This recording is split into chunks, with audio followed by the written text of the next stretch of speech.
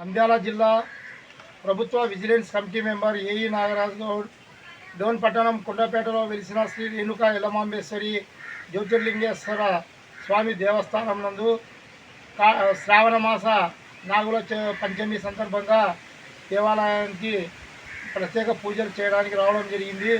ఇందులో భాగంగా ఆంధ్రప్రదేశ్ రాష్ట్రంలో ప్రభుత్వం మేనిఫెస్టోలో తెలుగుదేశం గవర్నమెంటు ధూపదీప నైవేద్యాలకు నిధులను మంజూరు చేస్తామని చెప్పి మేనిఫెస్టోలో పెట్టడం జరిగింది.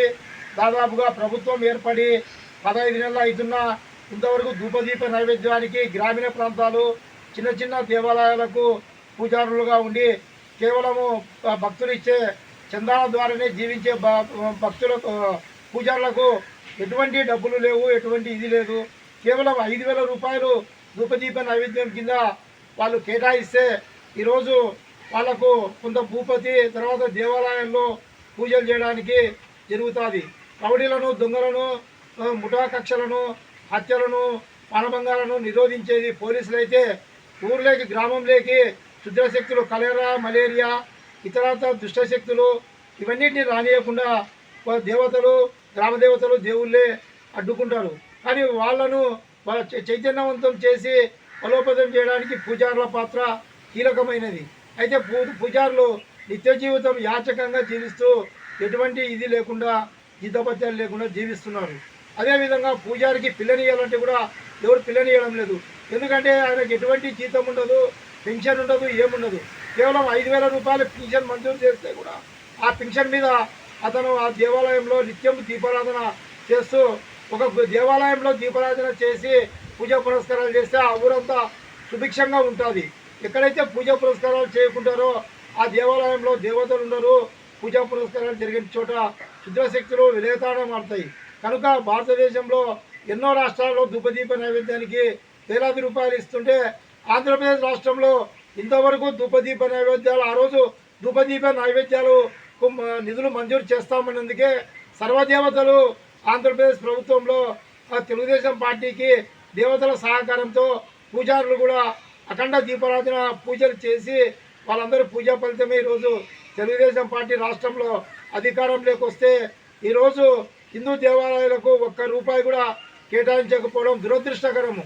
అదేవిధంగా దేవాదాయ ధర్మాదాయ శాఖ నుంచి వచ్చే ఆదాయ వనరుల నుంచి క్రైస్తవ చర్చిలకు, ముస్లిం ప్రార్థనా మందిరాలకు ఒక ఊరిలో ఎన్ని మందిరాలు ఉంటే అన్ని మందిరాలకు 10,000 రూపాయలు కేటాయిస్తూ మౌలానాలకు, అజాదులకు, పాస్టర్లకు రుణాలు మంజూరు చేస్తూ కోట్ల రూపాయల నిధులు మంజూరు చేస్తే శ్రీశైలం మల్లన్న, భ్రమరాంబికాదేవి, తిరుపతి వెంకటేశ్వర స్వామి, లక్ష్మీదేవి నిధులు వేల కోట్ల రూపాయల డబ్బులను దేవాదాయ ధర్మాదాయ శాఖలో పనిచేసే ఉద్యోగులకు జీతభత్యాలు, తర్వాత ఆ డబ్బుల్లో నుంచే దేవాదాయ ధర్మాదాయ శాఖ నుండి క్రైస్తవ చర్చిలకు, ముస్లిం ప్రార్థనా మందిరాలకు డబ్బులు ఇస్తుంటే మళ్ళా వాళ్ళకు హాజీ యాత్రలకు, ఏరుసలేంకి, ఇతర ప్రాంతాలకు కూడా ప్రభుత్వం నిధులు కేటాయిస్తుంటే తర్వాత పీర్ల పండుగలకు కూడా కోట్లాది రూపాయలు ఆంధ్రప్రదేశ్ రాష్ట్రంలో కేటాయిస్తే ఈరోజు శ్రావణ పౌర్ణమి సందర్భంగా దేశవ్యాప్తంగా రాష్ట్ర వ్యాప్తంగా కూడా పూజలు జరుగుతుంటే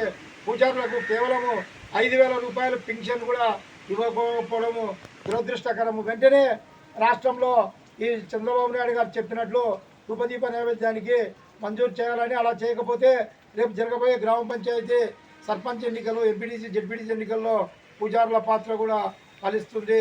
ప్రజలు కూడా వ్యతిరేకమైన కనుక వెంటనే ధూపదీప నైవేద్యానికి ఆంధ్రప్రదేశ్ రాష్ట్ర ప్రభుత్వము 5,000 రూపాయలు ధూపదీప నైవేద్యానికి పూజారులకు చెల్లించాలని చెప్పి ఈ సందర్భంగా తెలియజేస్తున్నాను. నా పేరు ఏఈ నాగరాజు, నంద్యాల జిల్లా ప్రభుత్వ విజిలెన్స్ కమిటీ మెంబర్గా పనిచేస్తున్న. ఈ కార్యక్రమానికి కాల్వ ఓం నారాయణ గారు, ఆలా శ్రీరాములు గారు కూడా ధూపదీప నైవేద్యాల కోసము వాళ్ళు కూడా మద్దతు ఇవ్వడం జరిగింది. దేవాలయాల్లో పూజారులకు మా వంతు సహకారాన్ని మద్దతు తెలుపుతామని చెప్పి తెలియజేసినందుకు వాళ్ళకు కూడా ధన్యవాదాలు తెలియజేస్తున్నాం.